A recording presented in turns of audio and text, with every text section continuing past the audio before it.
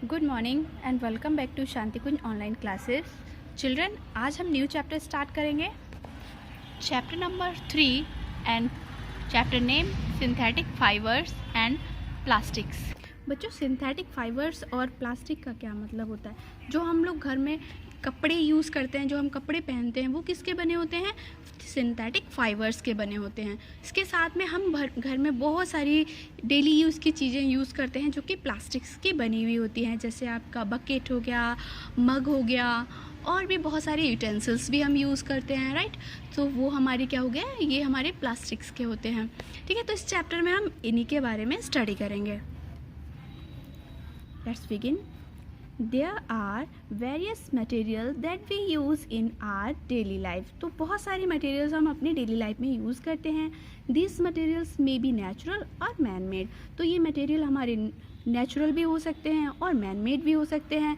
The fabric that are used in our daily life may be made up of natural fiber और man made fiber. सो ऐसे ही हमारे जो fabrics हम daily use करते हैं वो मैन मेड भी हो सकते हैं और नेचुरल भी हो सकते हैं। The clothes which we wear are made of fabrics. Fabric are the material produced by weaving or knitting thread or filament from which cloth is made. तो फैब्रिक जो हमारे क्लोथ्स होते हैं वो कुछ फैब्रिक्स के बने होते हैं, और ये फैब्रिक को हम क्या करते हैं, या तो इनको बुनाई करते हैं और उसके थ्रेड से हम कपड़े बनाते हैं, है ना। Fabric are obtain from natural या आर्टिफिशियल सोर्स से भी हम इसको ऑब्टेन कर सकते हैं। The thread are made from fibres. ऐसे ही जो भी थ्रेड होते हैं, धागे होते हैं, ये भी फाइबर से ही मिलकर बने होते हैं। Fibre are use to make carpets, parachutes. तो ऐसे ही फाइबर का यूज़ हम और भी बहुत सारी चीज़ों में करते हैं, कारपेट, पैरासूट, इन सारी चीज़ों में भी हम करते हैं। Types of fibre. फाइबर के टाइप्स क्या क्या होते हैं? First one is natural fibre, second one is synthetic fibre. Okay, तो नेचुरल फाइबर क्या होते हैं? The fibre that come from the plant and animal sources are called natural fibre. तो नेचुरल फाइबर वो होते हैं जो कि पौधों से या एनिमल के सोर्सेज से हमें मिलते हैं। For example, silk and wool are the animal origin, while cotton, jute and flax are the plant origin. जैसे कि आपको सिल्क मिल रही है या वूल मिल रही है, ये तो एनिमल्स के थ्रू मिलती है, और जूट हो गया, कॉटन हो गया या फ्लैक्स हो गया, ये आपको किससे मिलते हैं? प्लांट से मिलते हैं। Animal fibre are protein in nature and plant fibre are cellulose based. तो इस लाइन को बच्चों याद रखना कि जो एनिमल फाइबर होते हैं ये प्रोटीन के बने होते हैं, और जो प्लांट फाइबर होते हैं ये सेलुलोज के बने हुए होते हैं। Natural fibre do not possess a perfect combination of characteristic, performance, availability as well as cost. तो होता क्या है कि जो हमारे नेचुरल फाइबर होते हैं तो ये इतने इजीली भी हमें नहीं मिल जाते हैं, और साथ ही इनके करैक्टरिस्टिक भी हमें जितना रिक्वायरमेंट है उसके अकॉर्डिंग हमारे ये वर्क नहीं करते हैं। तो इसीलिए हमें क्या ज़रूरत पड़ गई, हमें मैन मेड यानी सिंथेटिक फाइबर की ज़रूरत हो गई। तो सिंथेटिक फाइबर क्या होते हैं? The fibre made by man in the laboratories are called artificial fibre.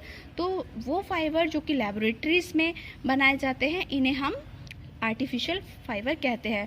For example हो गया रेयन, नायलॉन, पॉलिस्टर। तो ये हमारे ऐसे सिंथेटिक फाइबर हैं जिनको हम लेबोरेटरीज वगैरह में भी यूज़ करते हैं। These synthetic fiber are made from chemical substances. इनको बनाते कैसे हैं हम? इसमें बहुत सारी केमिकल्स यूज़ करके और इनको डिफरेंट कलर्स में और इसके डिफरेंट फाइबर का यूज़ करके हम इनको बनाते हैं। ये ज़रूरी नहीं कि हमने एक फाइबर से एक ही टाइप का सिंथेटिक मटेरियल तैयार किया। हम क्या कर सकते हैं, इसमें कुछ 2 और मोर देन 2 इसका भी यूज़ करके भी हम कुछ एक्स्ट्रा बना सकते हैं। A synthetic fiber is made up of long chain like molecules. तो ये क्या होता है, एक लंबी सी चैन मॉलिक्यूल्स की बनती चली जाती है, उससे हमारे सिंथेटिक फाइबर बनते हैं। These long chain like molecules are called polymers. और इनको हम कहते हैं पॉलीमर्स। ये जो हमारे लॉन्ग चेन वाले मॉलिक्यूल्स हैं इन्हें ही हम पॉलीमर्स कहते हैं। Polymer comes from Greek word poly meanings many and मर मीनिंग पार्ट ऑफ यूनिट। तो पॉलीमर्स को हमने 2 पार्ट्स में डिवाइड कर लिया है, और इसको ग्रीक एक वर्ड है पॉलीमर, उससे हमने लिया है। तो ग्रीक वर्ड है पॉली, उसका मतलब होता है बहुत सारा, मैनी, और मर का मतलब होता है एक यूनिट। तो चिल्ड्रन अब हम टॉपिक वाइज को स्टडी करते जाएंगे, ठीक है। यहाँ तक आपको समझ में आ गया ना, ठीक है। इम्पॉर्टेंस ऑफ सिंथेटिक फाइबर, तो आखिर इसकी हमें ज़रूरत ही क्यों पड़ी, क्योंकि आप सभी को पता है कि हमें नेचुरल फाइबर जो होते हैं वो लिमिटेड होते हैं। तो अब हम अगर उनका यूज़ करते रहेंगे तो एक वक्त ऐसा आएगा कि वो ख़त्म हो जाएंगे।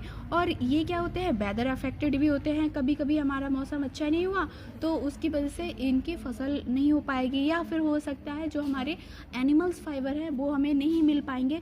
तो इसीलिए हमें इसके लिए कुछ एक्स्ट्रा बनाने के लिए हमें सिंथेटिक फाइबर की यूज़ पड़ी। करेक्टरिस्टिक ऑफ सिंथेटिक फाइबर, तो इसके करेक्टरिस्टिक क्या होते हैं। Synthetic fibre are much lighter in weight as compare to wheat, metal, etc. They are lighter than natural fibre such as cotton, jute. तो synthetic fibre हमारे हल्के होते हैं वजन में, और ये हमारे जो नेचुरल फाइबर होते हैं उनसे बहुत ही ज़्यादा हल्के भी होते हैं। सिंथेटिक फाइबर आर तो the durable because of very high tensile strength as compare to the natural fibre as cotton, silk, jute. तो जो हमारे सिंथेटिक फाइबर होते हैं इनकी टेंसाइल स्ट्रेंथ ज़्यादा होती है, मतलब हम इनको ज़्यादा खींच सकते हैं। तो जैसे कि हमारा कॉटन हो गया, सिल्क, वूल, ये सारे। Synthetic fibre do not wrinkle as they retain their creases और लॉन्गर ड्यूरेशन। तो इनमें ज़्यादा रिंकल्स भी नहीं होते हैं कि भाई जैसे हमारा कॉटन हो गया तो इसमें क्या है कि बिना प्रेस के हम नहीं यूज़ कर सकते, बट सिंथेटिक में ऐसी कोई रिक्वायरमेंट नहीं रहती है। Synthetic fibre are not affected by acid and alkalis. तो सिंथेटिक फाइबर एसिड से, अल्कलाइज से भी ज़्यादा जल्दी अफेक्टेड नहीं होते हैं। Natural fibre such as cotton, wool, it are damage by the acid and alkalis. तो होता क्या है कि अगर नेचुरल फाइबर पे कुछ भी एसिड गिर गया तो वो डैमेज हो जाते हैं। They are water resistant, dry up quite quickly. साथ ही ये वाटर रेजिस्टेंट होते हैं, मतलब जैसे आपने सिल्क पर क्या किया, जो हमारा रेयान हो गया, नायलॉन हो गया, इसके ऊपर अगर ज़रा सा वाटर गिर गया तो थोड़ी देर में ये सूख भी जाता है। They do not bleed colour and shrink on washing. साथ ही क्या होता है कि इनको अगर हम पानी में डुबोते हैं तो ये श्रिंक नहीं करते, सिकुड़ते नहीं हैं। Synthetic fibre are easily available, cost effective and can be easily maintain. और इनको हम इजीली मेंटेन भी कर सकते हैं, हर जगह आसानी से मिल भी जाते हैं। पॉलीमराइजेशन, इसका मतलब क्या होता है। Polymers are very large molecules having high molecular mass. तो जो पॉलीमर्स होते हैं ये इसमें बहुत ज़्यादा मॉलिक्यूल्स होते हैं और इनका मास जो होता है वो भी बहुत ज़्यादा होता है। Polymers are also called macromolecules. They are made up of simple structural. जब बहुत सारे मॉलिक्यूल्स आपस में जुड़ जाते हैं तब इस तरह से ये बन जाते हैं। The simplest molecule from which the repeating unit are obtain is called the monomers. तो जो हमारे सिंपलेस्ट मॉलिक्यूल्स होते हैं और बार बार रिपीट होते रहते हैं उन्हीं को हम मोनोमर्स कहते हैं। The process of making large polymer molecules by jointing together many small monomer molecule is called polymerisation. तो पॉलीमराइजेशन क्या होता है, जिसमें बहुत सारे स्मॉल जो हमारे मोनोमर्स होते हैं मिलकर एक यूनिट फॉर्म करते हैं, तो उसे ही हम पॉलीमराइजेशन कहते हैं। For example polyethylene. Polyethylene means polythene is formed by joining a long chain of monomers named ethene। तो जो हमारे एथीन होते हैं, ये एथीन एक हमारा मोनोमर्स है। जब ये बहुत सारे ज्वाइंट हो जाते हैं तो बनता है हमारा पॉलीएथिलीन, जिसे हम पॉलीथीन कहते हैं। Rayon. Rayon or artificial silk is made from cellulose obtain from wood pulp. तो जो रेयॉन होता है वो एक आर्टिफिशियल सिल्क होता है जो कि सेलुलोज का बना होता है, और ये सेलुलोज हमें जो भी लकड़ी होती है उसके पल्प से बनता है। It is prepared modifying cotton chemically. तो ये जो हमारी कॉटन का मॉलिक्यूल्स होते हैं उसको केमिकली प्रिपेयर किया जाता है, उससे बनता है। Cellulose is show in a 20% sodium hydroxide solution for about 3 hours. तो जो हमारा सेलुलोज होता है उसको लगभग 20% तक सोडियम हाइड्रोक्साइड के सॉल्यूशन में लगभग 3 घंटे तक भिगो के रखते हैं। The purified cellulose is the treated with carbon disulphide to get a pale yellow syrup like liquid called viscose. अब जो हमारा प्यूरिफाइड सेलुलोज है उसको हम कार्बन डाइऑक्साइड में डालते हैं और इससे हमें पेल येलो यानी बहुत लाइट, जैसे ये दिख रहा है ना, इससे भी लाइट कलर का हमें एक सिरप के फॉर्म में ये मिल जाता है, जिसे हम विस्कस कहते हैं। Viscous is pass through the fine pores of metal cylinder containing dilute sulphuric acid.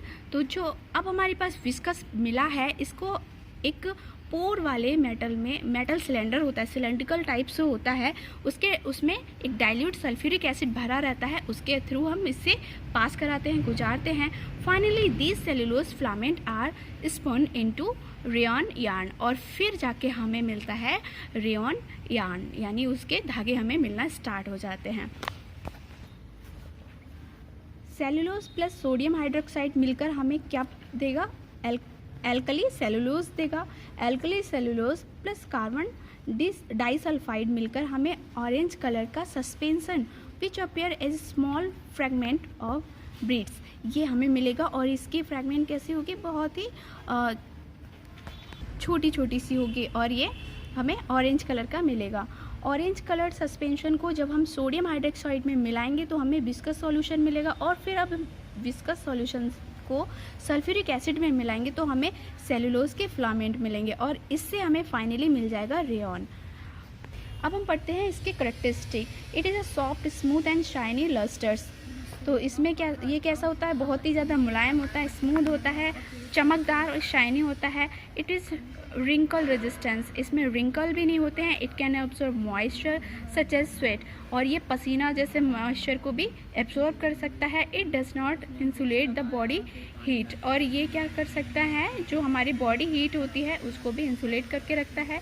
Hence it is generally preferred in summer, इसीलिए ज़्यादातर रेयॉन को हम समर में यूज़ करते हैं। It is stronger and has greater resistance to wear and tear. तो इसके क्या होते हैं? इसकी टूट फूट करने की स्ट्रॉन्ग क्षमता होती है, कैपेसिटी होती है। It is not attacked by bases but attacked and degraded in presence of hot and dilute acid. तो ये क्या होता है? वैसे तो ये जनरली नहीं ख़राब होता है, पर फिर भी अगर कुछ एसिड वगैरह भी इसमें गिर जाए तो हल्का सा इस पर स्पॉट आ जाएगा, लेकिन ये ख़राब नहीं होगा। It is cheaper then natural fibre. और अगर हम इसके कॉस्ट की बात करते हैं तो जो हमारे नेचुरल फाइबर होते हैं इससे ये बहुत ज़्यादा सस्ते होते हैं। यूजेस क्या होंगे? It is use for making surgical gauze and bandage to cover bound as it is highly absorbent. अब जैसे कि अभी हमने पढ़ा था कि इसमें एब्जॉर्प्शन पावर बहुत ज़्यादा होती है, जैसे कि ये स्वेटिंग वगैरह को ईजीली एब्जॉर्ब कर लेता है। ऐसे ही इसका यूज़ हम मेडिकल जो हमारे ट्रीटमेंट में यूज़ करते हैं, जैसे कि बैंडेज हो गया, उसके कपड़े के फॉर्म में भी हम इसका यूज़ करेंगे। It is use for making fabric for clothing and furnishing. तो इसका यूज़ हम बहुत टाइप के क्लोथिंग बनाने में कर सकते हैं, जैसे कारपेट वगैरह हो गए उनके लिए, या फिर सोफ़ा के कवर हो गया उसके लिए बनाने में भी करते हैं। Because it is soft and comfortable, ये सॉफ्ट भी होता है, कम्फर्टेबल होता है। It is cheaper then silk but has the property like silk. ये सिल्क से तो सस्ता होता है बट इसकी प्रॉपर्टी सिल्क जैसी ही ऑलमोस्ट होती है। It is use to make container, car, upholstery ETC। तो इसका यूज़ हम कंटेनर्स बनाने में, जो कार के जो कवर होते हैं वो बनाने में इसका यूज़ करते हैं। तो चिल्ड्रन नेक्स्ट क्लास में हम नायलॉन पढ़ेंगे। अब आपको होमवर्क में करना है tick the correct option. First है which of the following is a natural fibre, तो आंसर है जूट। सेकेंड है which of the following is called artificial silk, answer is rayon. Third is पैराफाइटिलिक acid and glycomonomers are used in the preparation of polyester. Third, the principal use of counter plastic pollution is 4R.